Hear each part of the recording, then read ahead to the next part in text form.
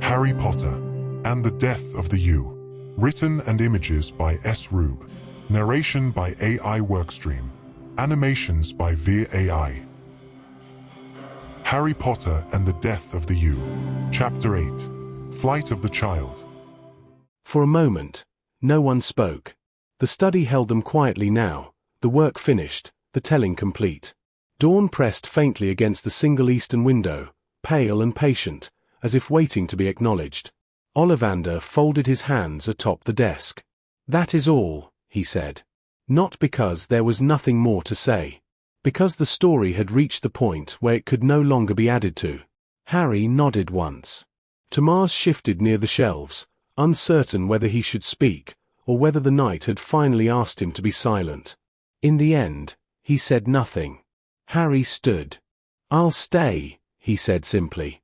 Ollivander looked up, not surprised.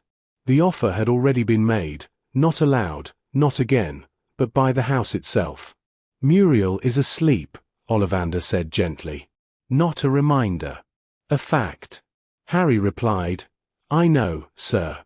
"I'll leave early," Harry added, "before the wards fully lift."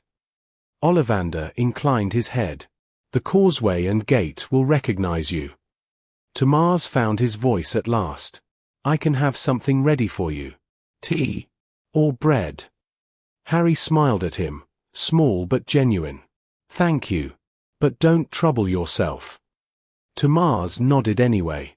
Ollivander rose then, slower now, the night finally reclaiming its due. He placed a hand briefly at Harry's shoulder, not possessive, not instructive, simply there. "You understand now," he said. "Yes," Harry replied. Ollivander stepped back. "Then rest," he said. "The morning belongs to you." Harry slept. Deeply. Without dreams. When he woke, the house was quiet in the way only old houses could be. Settled, unwatchful, content to let its guests go. He dressed without haste, the faint light of early morning tracing the floorboards. The air smelled faintly of night air and polished wood. No one stopped him. The gates opened as promised. When Harry reached the boundary, he apparated. The Tonks house was already awake. Laughter spilled from somewhere inside. Clumsy, bright, the sound of something still learning its shape. "Teddy!" Teddy ran, sort of, directly at him. "Hewi! Hewi! Hewi!"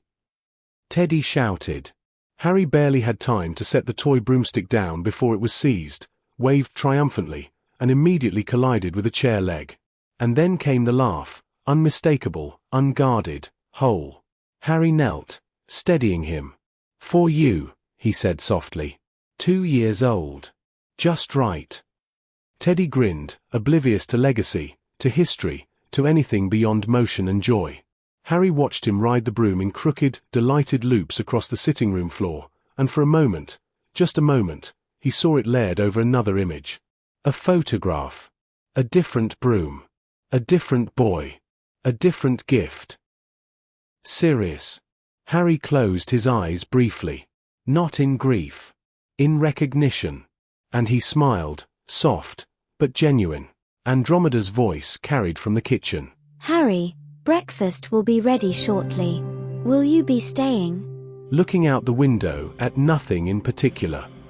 Harry replied, "Yes, I think I will stay a while." I hope you enjoyed this reading of Harry Potter and the Death of the U. Chapter 8. Flight of the Child. If you enjoyed Harry Potter and the Death of the U, I invite you to hit the like button and bell icon to get notifications for when more is released. More is definitely coming soon. Aberforth was behind the bar when the bell jangled. He did not look surprised. He had an inventory of people built into his face. He registered Harry's presence the way a man checks for change in a pocket. "Potter," he said plainly and flat. No warmth. No theatrics. Wiping a glass, not looking at Harry directly, he continued. "You look like you've been carrying ruins in your pockets." I got some things at the castle to sort. You still serving the same old muck? Harry said. He tried for light, but it came out more as a cracked joke. Aberforth snorted. Drink what you want, Potter. Butterbeer. Ale. Whatever keeps the corners from gritting. I'll have a butterbeer. Aberforth set the tankard beneath the tap and poured a generous measure before placing it in front of Harry. Why the long face, Potter? First time back up there for you, since... Harry took off his glasses, dropped them on the bar, rubbed his face the way a man who has kept tears at bay rubs his eyes.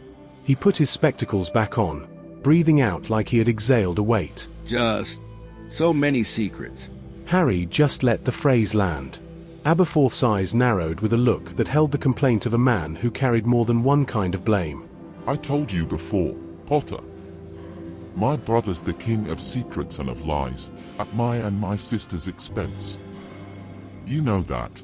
Harry set his tankard down and looked Aberforth directly in the eyes, and with a tone that suggested he knew more than he should. Just your brother? What do you know about anything, Potter? Still behaving like a boy, are ya? Aberforth said as his mouth went thin. Harry's half-grin was equal parts contempt and tired amusement. I? I am the one who holds secrets. Maybe it's a Dumbledore genetic fault. Seems to me your brother is not the only one who possessed a trait. The bar shrank down to a tight space between them.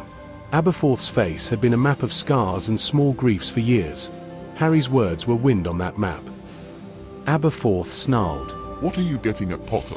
Harry leaned in a hair, calm, but not pleading. What secrets do you hide, sir?